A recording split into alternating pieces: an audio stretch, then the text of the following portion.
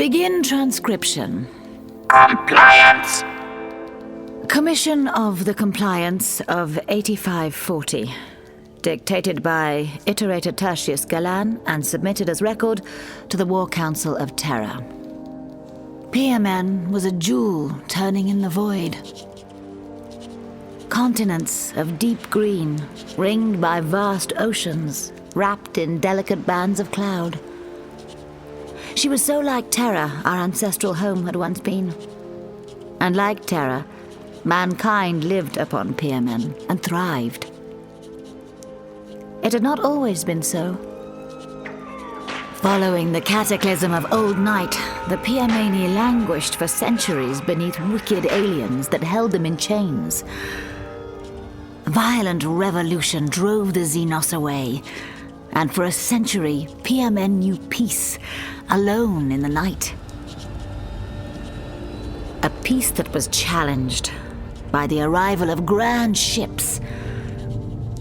Though these were not the aliens intent on returning PMN to enslavement, these ships carried humans, like those of PMN.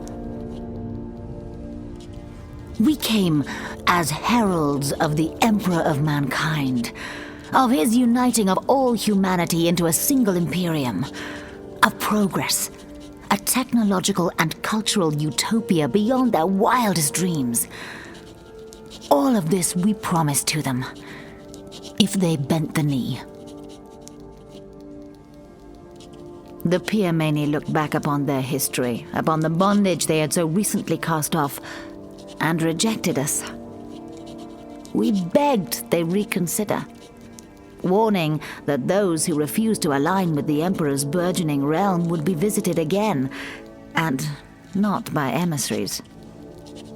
Still, they could not bring themselves to give their fate over to the hands of outsiders, even human ones.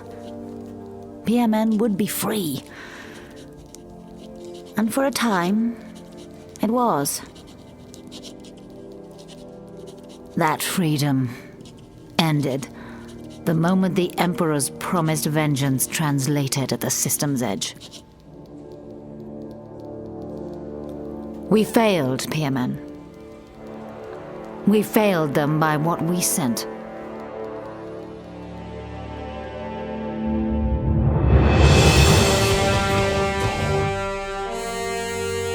Curse, A Lesson in Darkness by Ian St. Martin. Performed by John Banks, Beth Chalmers, Matthew Hunt, Jonathan Keeble, and Toby Longworth.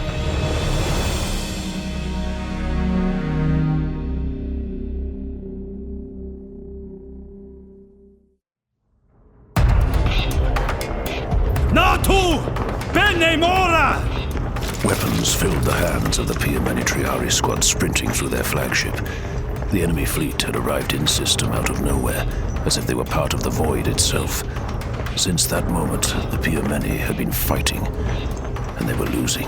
Oleas todol, Antaris todol, Creada todol, Halapus kilavetis. As ship after ship from the defense fleet died, reports filtered through of hulking, red-eyed giants rampaging through the lower decks. The Triari clutched their weapons tighter. The Imperial emissaries had warned of knights, gene-wrought gods of war, not monsters. The squad halted at a junction. Each man's stomach knotted and static boiled their tongues.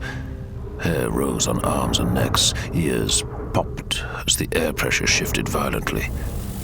Light and noise from the end of the corridor threw the squad to the deck. The Triari lowered their hands from their faces, scrambling to their feet and into a hasty formation. They peered into the darkness, blinking away after images that stained their sight as oily smoke swirled around their boots. Something was watching them at the end of the passageway, merged with the lightlessness like shadow draped over oil. Lightning rushed across hands, ending in scything silver talons, illuminating an inhumanly tall silhouette. Sparks exposed a gaunt face hidden behind a veil of dark, stringy hair. They glinted from a set of grinning teeth, filed into points. Vimpasak! The walls rang from kinetic scatter cannons and bulky spear guns. Any shot that found its mark barely scored the figure's buzzing plate. It didn't even break stride. In seconds, it was over, with only one of the soldiers left amidst the charnel house that had been his comrades. Bota! The man gasped, his weapon falling from his hands as he sank to his knees. The figure did not speak the man's language. He had no need to. The Triarius' eyes translated it perfectly. Bota! Bota! It was the most familiar word in the galaxy. A word the figure linked indelibly to all mankind. A word that made him hate them to his bones. Please. Curse. The demigod peered down, tilting his head to study the man with cold shark's eyes. Curse? Kurz saw hope for an instant. Hope that died at the edges of his talons. Kurz ignited his claws, splaying them wide and severing the Triarius into bleeding chunks. He hadn't even had time to scream. Kurz spent several heartbeats watching the blood cook off his talons, filling his nose with the familiarity of burning copper. He shifted fractionally, his arm and shoulder giving off a soft, displeased snarl. The heavy plates of humming ceramite made him uncomfortable, not in any physical sense, but rather one of necessity. He stared at the bodies scattered beneath him. My entire life, I wore nothing more than threadbare sackcloth and rags, killing with slivers of metal and broken glass. Simplistic ornaments and implements, but sufficient to my purposes. I never needed any high technology to dominate my environment. Yet, I conceded, one of many made after my reclamation. Appearance, they said, a powerful tool to cultivate.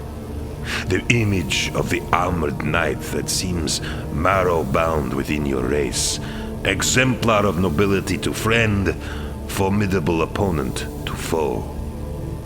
Appearance. As though I did not render my entire world silent through its use. As though I were ignorant of the power of perception to bend humanity into compliance. I know such truths instinctually, as my creator must have intended. Surely the Emperor knows what lies in his children's hearts. Surely he knows full well what we are and what we will do in the years to come. Or does he simply not care? Bootsteps drew the Primarch's attention, yet failed to move him.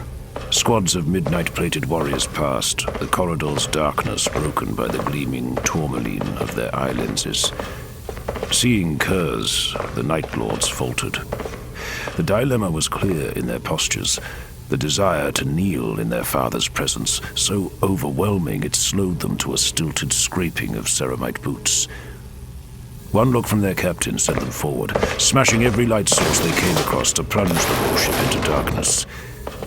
Kurz glimpsed the captain, Nivalis, in a puddle of blood upon the deck, and his mind draped a skin of flickering images across his vision. I see a child, hauled screaming from the prison sprawls beneath Terra. I see Nivalis, of the Legion now, rejoicing. His gene sire has been found. He will never again enter battle without the Primarch whose blood beats through his hearts.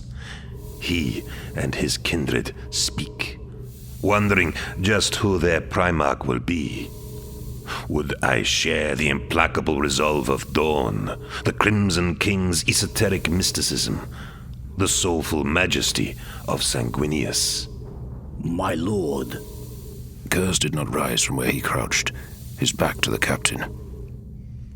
We have secured the ship.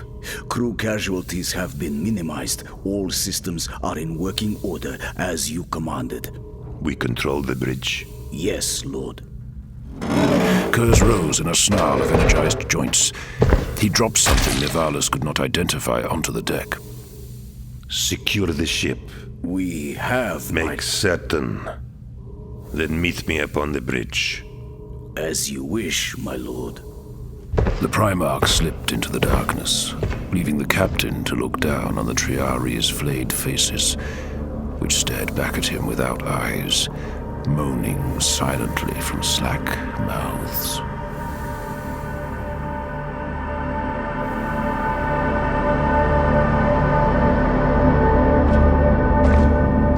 Captain Nivalis approached two sergeants guarding the bulkhead leading onto the flagship's bridge, looking upon him with blank-faced helms in the gloom. Their midnight plate bore only superficial damage, scuffs and scrapes that did little more than mar the lacquer. Casualties during the assault were light, Captain. I had anticipated stiffer opposition in taking her. The elite of a civilization opposing us, and only 100 legionaries to bring her to heel. Mortals, no matter their training or equipment, can only stand so long against a legion's might. A lesson being taught to thousands of worlds across the crusade. Tonight, brothers, Piamen is learning it firsthand. The sergeant saluted, crashing armored fists against breastplates as the doors irised open. Nivalis arrived on what had been the flagship's bridge, but was now an abattoir. Bodies were strewn in all directions. Orphaned limbs dangled precariously from consoles, tumbling to the deck. People hung from the vaulted ceiling on chains and severed power cables, most without their skin. Nivalis had seen enough death to know from their eyes, set and glazed like dolls, that they had been alive while it had happened. The entire bridge crew had been slaughtered, excluding what Nivalis concluded was the Piameni equivalent of servitors. Rail-thin men and women hung in glass flutes, their bodies deformed by spurs of pulsing psi crystal, linking them to the ship's inner workings. The technology was unmistakably alien in origin, drawing a revulsive sneer to Nivalis's lips. None of these slaves had been touched, oblivious to the carnage surrounding them. Nivalis was no stranger to death. He was a veteran of the Venori resurgence on Terra, and dozens of other campaigns won at the edge of 8th Legion blades. Theirs had always been a cold, clinical violence. Fear was a weapon, a means to an end, and the Night Lords wielded it like a scalpel. This was something else entirely. Nivalis removed his helmet. Butcher's spice filled his nostrils, so hot and immediate it stung his eyes. Something cold and silvery, a sensation he couldn't place, coiled around Nivalis's heart. His helmet crashed to the deck, his sword's tip sighing against the edge of its scabbard as his eyes, born in darkness, found his lord. This ship is called Storm's Rock. Kurz, perched atop the backrest of the ship's command throne, his inhuman height folded into a gargoyle's crouch. The Primarch flexed his talons, watching drops of blood slip from them onto the corpse of an aging man seated upon the throne. Did you know that? Yes, Lord. From the intelligence reports of the iterators first sent to this world. I learned it from eating her master's heart. Kurz licked his lips before nudging the corpse from the seat of the throne to spill onto the deck. Nivalis looked up from the corpse of the ship's captain. Storm's Rock. Named for the battle that granted Piamen independence from a particularly sadistic offshoot of the Eldar Xenobreed. Freedom won with the blood of thousands of hearts. Would they rail against their sacrifice, I wonder, if they saw how few years it brought before the end? How shallow a future. Kurz stepped forward, the preternatural quiet of his movements betrayed by the waspish purr of his armor. He stopped before a console. What are you looking for, Lord? This ship's crew stands at 270,000. Excluding the servitor population, it leaves 180,000 living, breathing souls. Kurz projected a wireframe schematic hololith of the flagship. The Primarch's talons flowed deftly over the controls, illuminating and expanding several internal sections. The main hangar. There are adjoining cargo sprawls here and here. Empty them and tear down the walls. We need a large open space. For what, my lord? The crew. Gather them up, Captain. All of them.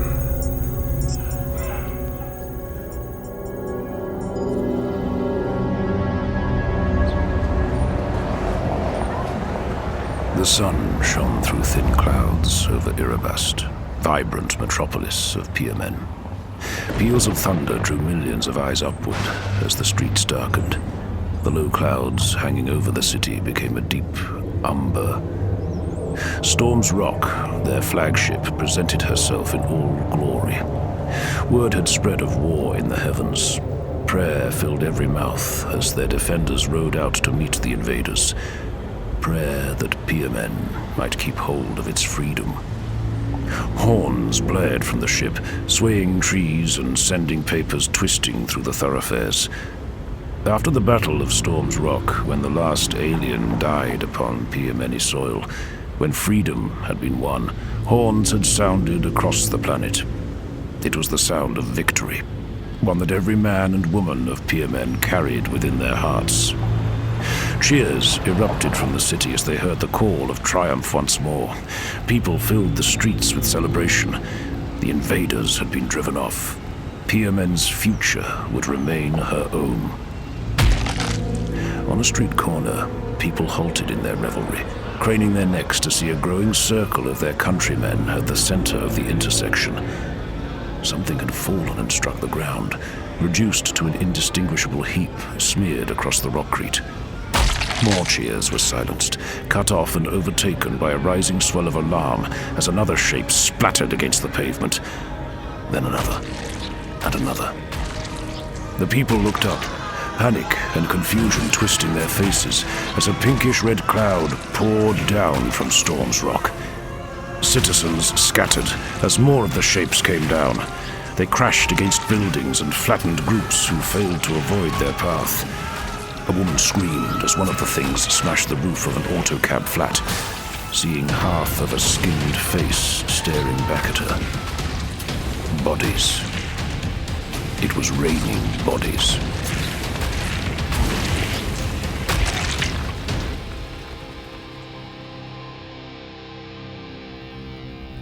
Kurz and Nivalis watched Erebast disintegrate into madness through the Storm's Rock's oculus.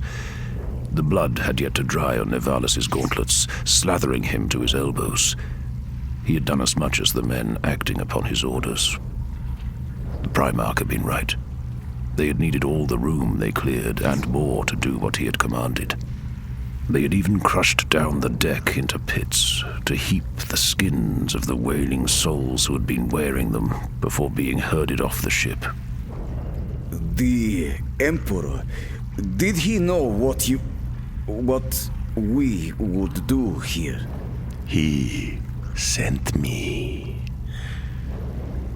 Kurz smiled, a ghoulish flash of teeth framed by blue lips that vanished as soon as it appeared. He looked back at Nivalis, eyes swallowed by dark pupils. I am not here to be their last chance. After my father came to Nostromo, after he brought me into all this, he tasked my brother Fulgrim to teach me about Terra, humanity, the grand dream my father is building. Do you know what I learned? Kurz took a severed head in his claws, tracing around the eyes with a talon's tip. The similarities that humans share vastly overshadow any differences. No matter the language, culture, history, every one of them understands one thing. Fear. Fear is something so profound that it reaches into their little animal brains and renders them silent, malleable, submissive. Fear will bring peace and order to my father's new kingdom. It will bind humanity with chains stronger than any we could ever hope to forge. Nivalis strode to a Vox station, pushing aside a corpse from the strobing console it attended. Transmission relaying from Earbust and sendings from an astropathic choir. Distress calls. We can jam them. No. Lord? Kurz's gaze did not stray from the head he held, as though he were speaking to it. Don't interfere. Use this ship to strengthen the signal. Have the fleet do the same. Broadcast it loudly and clearly. They want their sister worlds to know what is happening to them. So do I. Pinpricks of light flickered to silent life as fires began to break out across the city. Order disintegrated, drowned by the human rainfall, driving the population into a delirium of fevered anarchy. Erebus tore itself apart, without a single Imperial boot on its surface. My brothers, my father, they erect monuments of stone, of gold. I shall make mine of flesh, of humanity itself. What of the civilian population? These are enemies of the Emperor, Captain, of progress. They were given a choice, and this is what they have chosen. The head collapsed within Kurz's grasp. He threw it aside. It takes 9 seconds to drain a body of blood. How many for a civilization? My mandate is to render this world compliant. Terra accomplishes this with swiftness beyond any invasion. Soon, all that we shall require to conquer is the threat of our arrival. Kurz gestured for Nivalis to stand beside him. Even in the midst of everything, he could not look away from his Primarch. Despite the threadbare sanity of his words, the monstrosity of his deeds, his father was beautiful in a way Nivalis knew he was never meant to understand. This cruel angel. My blood flows through your veins. You feel it. You know the truth I speak. Nivalis looked at the blood drying on his hands. We have always been the Emperor's retribution, his punishers. But this, sire, they will not call war. They will call it murder. 2 words for the same thing. I suggest you make peace with it, Captain. You are in my legion now. This is how Night Lords make war. Kurz laid a talon upon Nivalis' vambrace, sliding it over the ceramite and gathering a measure of the blood upon its tip. It felt strange the first time, didn't it? Don't worry, my son. That feeling was simply your eyes adjusting to the illumination of how the galaxy truly works. It passes. Nivalis looked up from his red hands. Both of his hearts thrummed within his chest. His face felt numb, his lips sliding back from his teeth. He was smiling. I am this legion's destiny, its final form, its end state. So, we will all be like you then, in the end. Kurz turned slowly, looking upon his son with haunted eyes. No, not all. Not you. The smile died on Nivalis' lips. The Primarch turned back to the void, the spell of his stare broken. Blood dripped from his nose, staining the hololiths in twisting whorls of scarlet. This crusade is not some grand beginning, Nevalas. This is an end. The end. And it is one that will last an eternity. Curse blinked. His eyes seemed to focus again. Tell me, what is the population of the capital city? Last census reports it as 8.75 million, my lord. Kurz looked down upon Biamen, drinking in the vista of millions of enemies strangled by a fear he created. Take the Legion to the surface, Captain. Gather them up. All of them.